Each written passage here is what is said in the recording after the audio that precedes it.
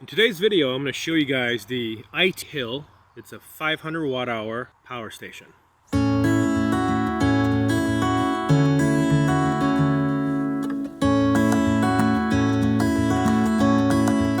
What's up everybody, welcome to Freely Roaming. My name is Dan. So I've been looking for a good power station to use in my van for a while. I've had a power station in my van, it's about 500 watt hours, but it is a 230 volt European outlet style power station. So now that I'm back in the US, I want to switch to one that was 110 volt, which in this one I think I found. I've been looking around, I have a few criteria. The one that I have in the van right now is a lithium polymer battery. It's not an ideal battery chemistry for mobile use, especially in a high vibration environment. And it's also not going to give me as much cycle life. So some of the criteria I've been looking for is that it has to be at least 500 watt hours. It can't be too big because it has to sit in a specific place in my van. And also, I really want it to have pass-through charging, meaning that you can charge through a DC charging source as well as use either the inverter and or the DC output at the same time. So in this Itehil IT500, I think I found it. I'm going to go through several tests to show you guys what it is and what its features are. But before we do that, let me just go through the specs so you can get an idea about what the specific features this particular unit has.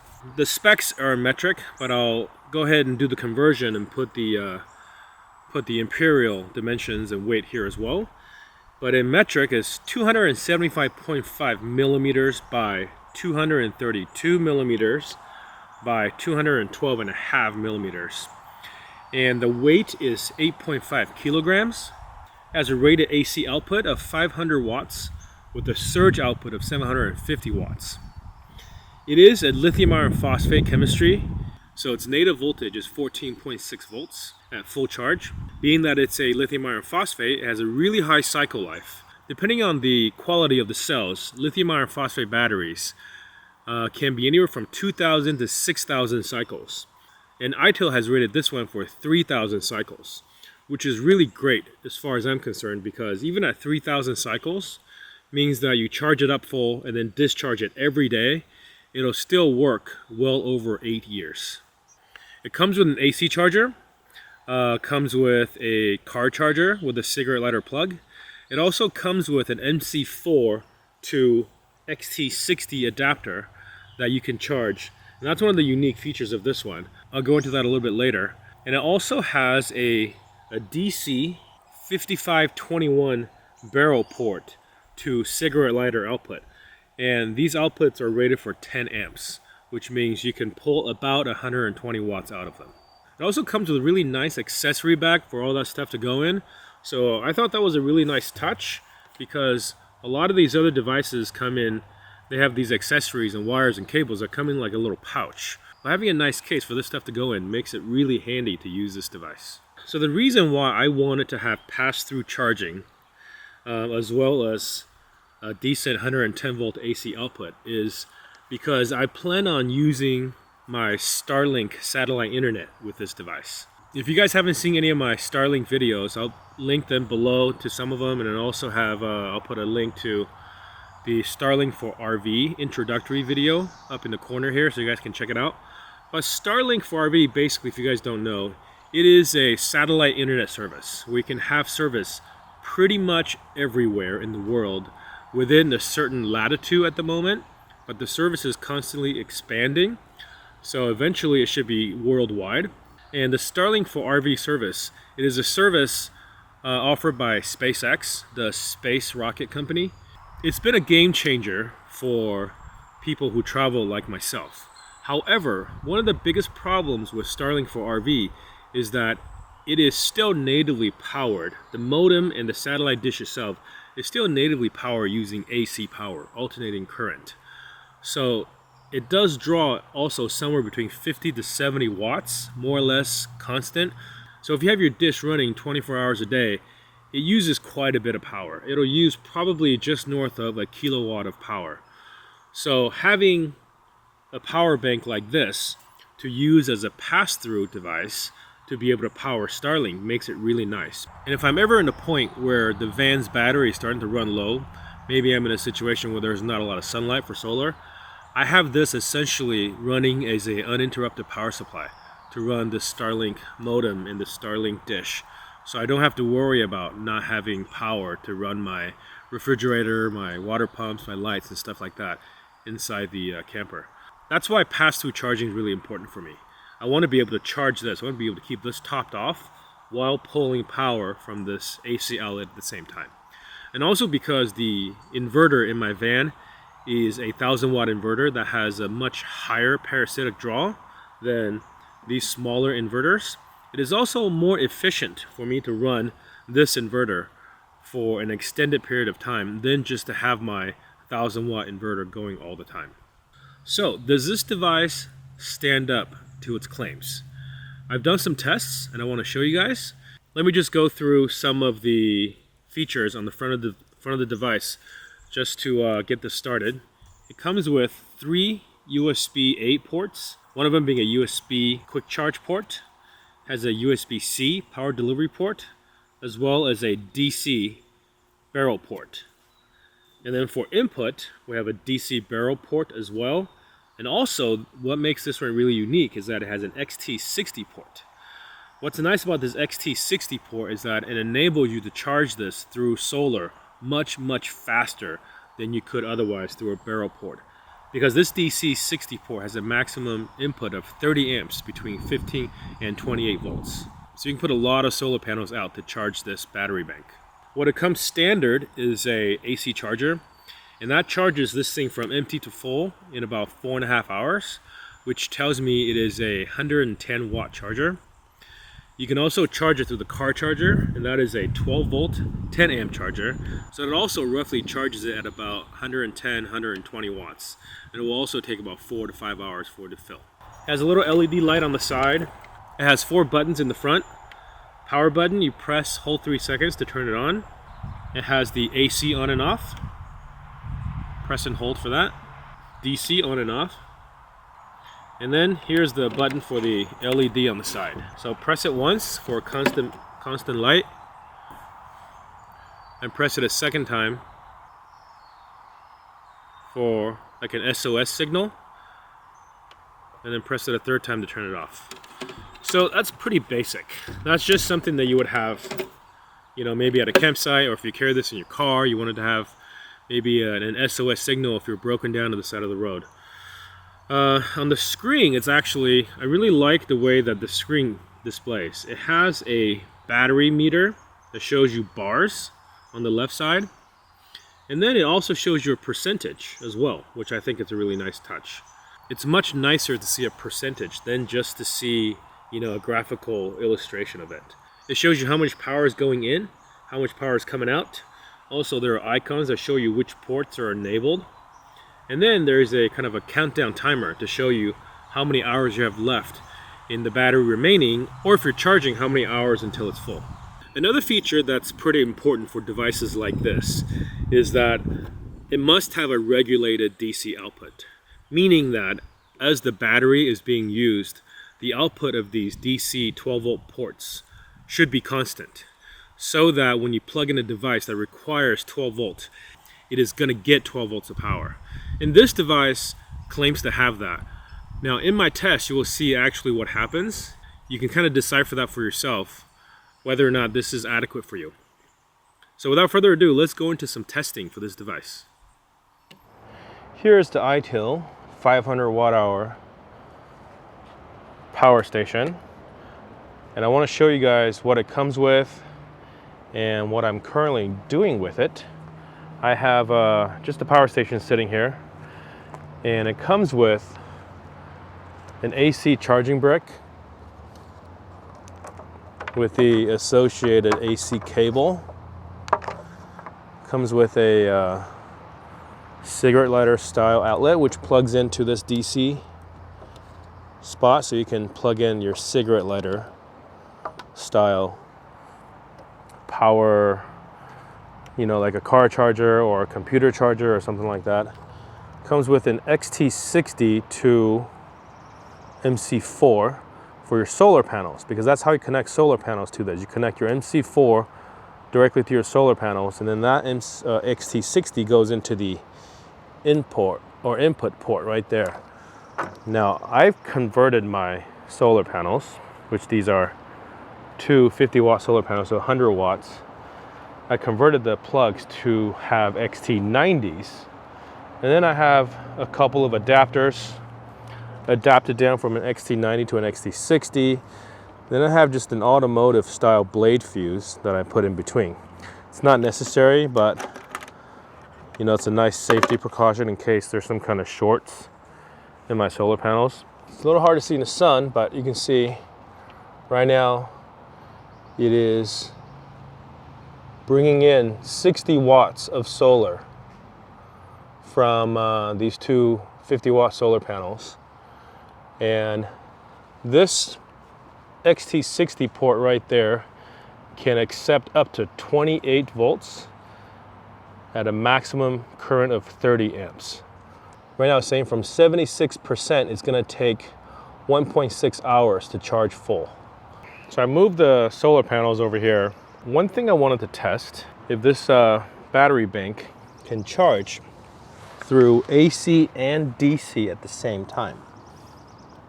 So as you can tell, right now we're bringing in about 62 watts of power, and I have the AC charger plugged in.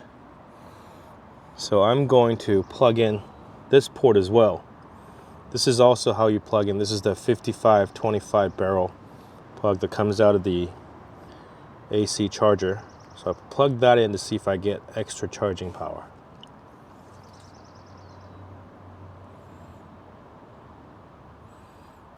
It's not doing anything yet.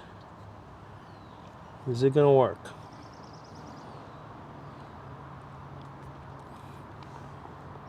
So far, nothing.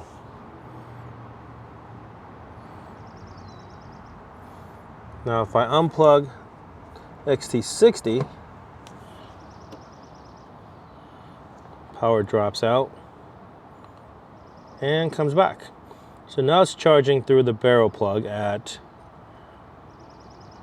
much higher wattage. Charges through the AC plug at 110 watts. Now if I plug in solar, will it both work at the same time? I don't know. No, it drops out. Dropping down to 64 watts. All right, so it can only charge for one of these two ports at the same time. It can't charge from both. And it looks like it prefers the XT60. So if the XT60 is plugged in, then it disables the barrel port. All right, so I've got this battery charged all the way up, totally topped off 100%. And I'm gonna be using, again, this capacity tester to see how much power out of the 500 watt hours that's in this battery pack. First of all, you see that it's 12.1 volt. So we will see as the battery drains down how low that battery voltage goes. And let's go. Let's dial this up to, I want this battery test to go a little bit faster, so let's go to 100 watts. So it'll take roughly 5 hours for this test to complete. And right away, you can see how the battery voltage is sagging to 11 volts under load. All right, we'll let it run for the next 5 hours or so and see how much power we can pull out of it.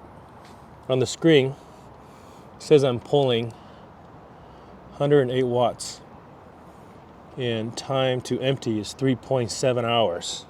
Just from that, it looks like we're not gonna get the full 500 watt hours, but we'll see. Just about an hour in, 103.3 watt hours. Still drawing about 100 watts. And voltage is still down at 11.3. And over here, we're at 75% capacity. That puts me on track for only about 410 watt hours. out of a 500 watt hour pack. A little over 80%, probably with the BMS cuts off at 10% capacity remaining, and it probably only charges to 90%. That's how they can get the 3,000 cycles. We'll keep this going for 3 more hours. 52%, about 2 hours left. So we're just a little bit under halfway there.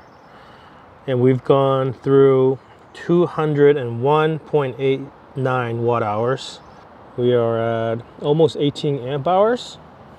So I do suspect we'll hit about 405 watt hours maybe. That'll get us to about 80%. Keep it going, halfway through. All right, so we're down to 38%. And I cranked up the draw a little bit to just below 10 amps because I actually wanted to test this cigarette lighter port here. It's supposed to be a 10 amp max port. So I'm gonna dial this up until the amperage cuts off because I want to see just exactly how many amps it can actually pull. So 10 amps at 12 volts, that should be 120 watts. So let's see what happens. That's 10 amps, still going. That's only 11 volts, the voltage is sagging. That's 114 watts. Oh, that voltage is really sagged now. Yep, that's it. That cut out. So yeah, it's 10 amps. So to reset it, I'm going to power off the DC circuit. I may have to power off the whole thing. Let's try this. Press and hold. Shuts it down. Turn it back on. And now turn on DC. All right, there we go. Let's see if we can crank it back up. Well, this is a little warm. Plug is a little warm.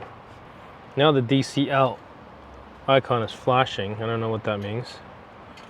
Probably didn't like it that it tripped. That's an overcurrent cutoff. All right, turn it off for a few seconds. See if we can get it back on. It's not flashing anymore. Let's plug this back in. And under no load is 12.1 volts. Let's crank this back up to 10 amps. There we go. There, just shy of 10 amps. So it says 110 watts over here, but over here actually says 117 watts, and it's been doing that this whole time during this test. It's showing much higher wattage. Well, by a little bit, about it's about 5% higher over here than it is over there. So I'm not sure which one is off. This might be a little off and maybe showing you that it's pulling more watts because accounting for whatever watts that are powering this thing natively. We are down to 37% now, so let's go, we'll go another hour and 15 minutes and we should be all the way down. So I'll be happy if we can hit 400. So we'll see where it ends up at. I'm gonna do one more test. I'm gonna see if this port is regulated. We'll see if it's regulated first of all, and then we'll see what is the maximum amps that it will put out. So I will unplug this, and then we'll plug this in. Okay, and then we'll slowly bring power up on this. It's 12 volts, so it's reading voltage. It starts to sag right away when I start to pull power. Okay, let's see how many amps we can get out of this. 3, 5, still good.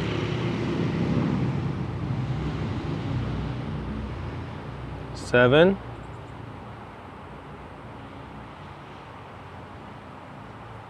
8, 9. Looks like we'll get 10 amps. 10 amps. Maybe some more.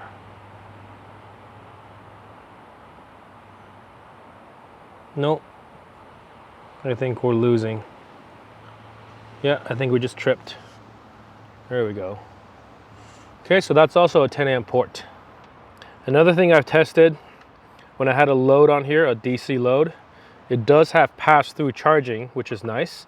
That means you can pull a load from these DC ports as well as putting power in at the same time. So you'll see how much is pulling out and how much is putting in. So that's really nice. All right, let's get this back up. DC power on. We've got voltage. Let's get it up to 10 amps again. We're 2/3 of the way through, just about an hour left. We're at 277 watt hours. All right, capacity test is ongoing. We're at 12%, 23 minutes left, still pulling 118 watts. We are at 358 watt hours. And with only 12% left, we may not even hit 400 watt hours. All right, we're getting pretty low. This meter is showing 6%, 11 minutes left. Capacity tester is at 10.6 volts and 380 watt hours drained. So in 6%, we might hit 400. We will see. Now it's at 10.3, 385 watt hours. 10.2, it's going fast. 5%. We can see it die any minute now, actually. I don't think it's going to quite reach 400 watt hours.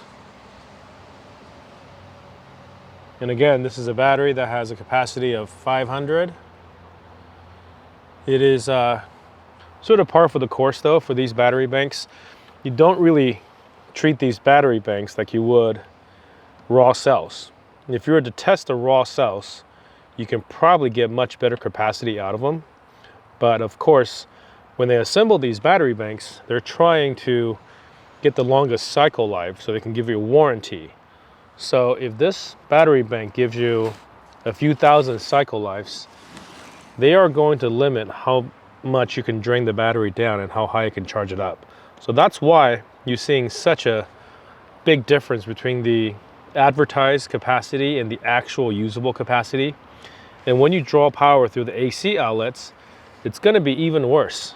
That's because there's going to be a conversion loss, converting from DC to AC.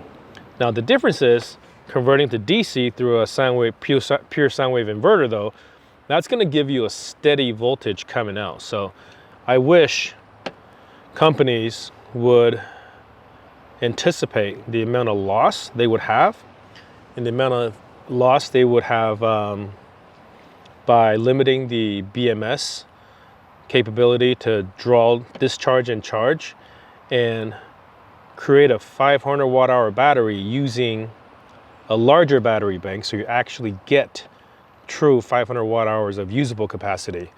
But that's just not the case. I don't think anybody does that. Oh, now we're down to 10 volts. It's really low now. And over here we're at 7 minutes, 4%. And this is even dipped down to 110 watts. I haven't changed the dials. It used to be at 118 over here. And now this used to say 110. Now it says 100. Also, these cigarette lighter sockets, they're not the most efficient just because, you know, it's a friction fit and then you have relatively small contacts. Just by touching here, you can feel a little bit of warmness, but if you pull this out and actually touch the contacts, it's going to be noticeably hotter. So there's going to be some efficiency loss because we're using this port. If we're using an XT60 or some other kind of DC connector that's more efficient than the cigarette lighter, we might get slightly better output, but probably not by much. And also, if we were drawing at less than 100 watts, we could probably also squeeze out a little bit more capacity. I hope we hit 400 watt hours. We're close. 394.4. Oh, it just hit 0 over here. The screen just hit 0. That's it. That is all the juice we can use. 394.68 watt hours.